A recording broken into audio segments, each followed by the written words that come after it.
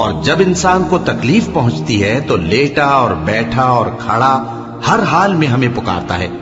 پھر جب ہم اس تکلیف کو اس سے دور کر دیتے ہیں تو بے لحاظ ہو جاتا اور اس طرح گزر جاتا ہے کہ گویا کسی تکلیف کے پہنچنے پر ہمیں کبھی پکارا ہی نہ تھا.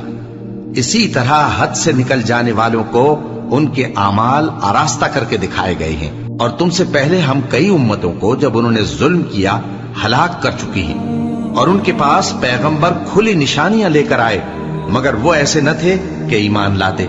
ہم گناہگاروں کو اسی طرح بدلہ دیا کرتے ہیں. پھر ہم نے ان کے بعد تم لوگوں کو ملک میں خلیفہ بنایا تاکہ دیکھیں کہ تم کیسے کام کرتے ہو. اور جب ان کو ہماری آیتیں پڑھ کر سنائی جاتی ہیں تو جن لوگوں کو ہم سے ملنے کی امید نہیں وہ کہتے ہیں کہ یا تو اس کے سوا کوئی اور قرآن بنا لاؤ یا اس کو بدل دو.